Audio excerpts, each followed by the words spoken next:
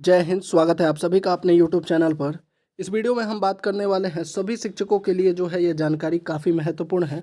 विद्यालयों में जो है लगातार निरीक्षण हो रहा है और निरीक्षण अधिकारी किन बिंदुओं पर जांच कर रहे हैं और शिक्षकों से स्पष्टीकरण भी मांगा गया है। एक नहीं, दो नहीं, चार चार पत्र एक साथ जारी किया गया।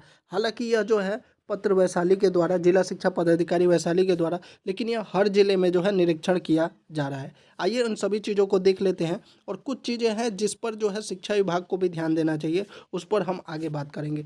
सेवा में प्रधानाध्यापक उत्क्रमित उच्च माध्यमिक विद्यालय, स्पष्टीकरण मांगा गया है। स्पष्टीकरण प्रधानाध्यापक से किस विषय में मांगा गया है कि उपयुक्त विषय के संबंध में अंकित करना है कि दिनांक 25 अक्टूबर को आपके विद्यालय का निरीक्षण हुआ था और विशेष सचिव शिक्षा विभाग बिहार पटना के द्वारा किया गया था। आपके विद्यालय के निरीक्षण के काम में जो है निम्न कमी पाई गई। पहला तो है वर्ग कक्ष में पर्याप्त रोशनी का अभाव था, कि मतलब लाइट की व्यवस्था नहीं थी। विद्यालय परिसर में समुचित साफ सफाई का अभाव था।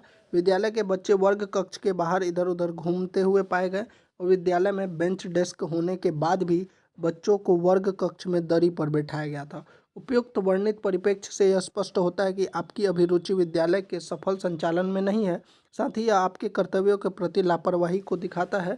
अतः उक्त के आलोक में आपसे स्पष्टीकरण 3 दिनों के अंदर पाया जाता है। तो इसमें जो है मुख्यतः किन बिंदुओं पर ध्यान दिया गया कि इंफ्रास्ट्रक्चर जो विद्यालय का है, दूसरा साफ सफाई का मुद्दा, बच्चे वर्ग से बाहर घूम रहे थे और बेंच डेस्क का मुद्दा इसमें उठाया गया। यहाँ तक तो सही था। दूसरा जो है पत्र, उसको देखिए। इसमें जो है एक शिक्षिका से जो है श्रीमती चंदना कुमारी, विद्यालय अध्यापक है, उन लालगंज का ये विद्यालय है। इसमें स्पष्टीकरण मांगे। स्पष्टीकरण क्या मांगा गया है कि उपयुक्त विषय के संबंध में अंकित करना है कि 25 अक्टूबर को आपके विद्यालय का निरीक्षण विशेष सचिव शिक्षा विभाग बिहार पटना के द्वारा किया गया। आपके विद्यालय के निरीक्षण के क्रम में आपसे संस्कृत अनुवाद के संबंध में पूछा गया, तो आपके द्वारा संतोषजनक उत्तर नहीं दिया गया। इससे यह स्पष्ट होता है कि शिक्षक के रूप में आपको विषय का बोध नहीं है। प्रथम दृष्टया आप बच्चों को पढ़ाने में सक्षम प्रतीत नहीं हो रही हैं। अतः उक्त परिप्रेक्ष्य में आप अपना स्पष्टीकरण 3 दिनों के अंदर उपलब्ध।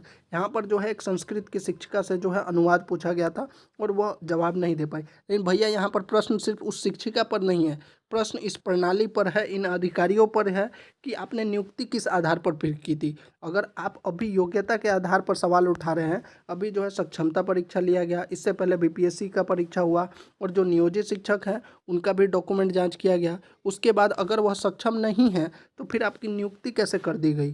तो सवाल सिर्फ शिक्षकों पे नहीं, ये इन अधिकारियों से भी पूछना चाहिए कि भाई आपने जो एग्ज़ाम कंडक्ट करवाया है उसमें वो कैसे पास हो जाते हैं, जिनको अगर विषय का ज्ञान नहीं है। तो अभी जो है कभी भी आकर अगर आप बोर्ड पर लिखवाइएगा कि ये लिख कर दिखाइए, वो लिख कर दिखाइए, तो ये कहीं ना कहीं शिक्षकों को अपमानित करना हुआ। अगर आप बच्चों के सामने जो है शिक्षकों को ऐसे ट्रीट करेंगे तो बच्चे के मन में तो यही जाएगा कि उसको पढ़ाने वाला शिक्षक काबिल नहीं है। इसके अलावा एक और पत्र जारी किया गया, इसमें भी जो है एक शिक्षिका है श्रीमती नीलम कुमारी, इनसे भी स्पष्टीकरण मांगा गया। इनसे क्या कहा गया है कि उपयुक्त विषय के संबंध में अंकित करना है कि दिनांक 25 अक्टूबर को आपके विद्यालय का निरीक्षण हुआ।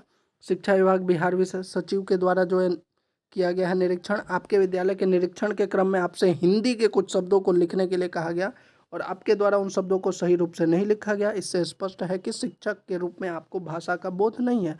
प्रथम दृष्टया आप बच्चों को पढ़ाने में सक्षम प्रतीत नहीं हो रहे, अतः आपसे 3 दिनों के लिए, 3 दिनों के अंदर स्पष्टीकरण मांगा जा रहा है। तो देखिए लगातार जो है ये वैशाली का है, ये तीनों पत्र जो है वैशाली के द्वारा जो है जिला शिक्षा पदाधिकारी वैशाली द्वारा जारी किया गया है और 2 पत्र में तो है डायरेक्टली शिक्षकों से स्पष्टीकरण योग्यता के आधार पर मांगा गया है और तीसरा पत्र जो है वो विद्यालय की स्थिति के आधार पर मांगा गया है। तो ये थी पूरी जानकारी। आपका इसके बारे में क्या कहना है, कमेंट बॉक्स में ज़रूर बताइएगा।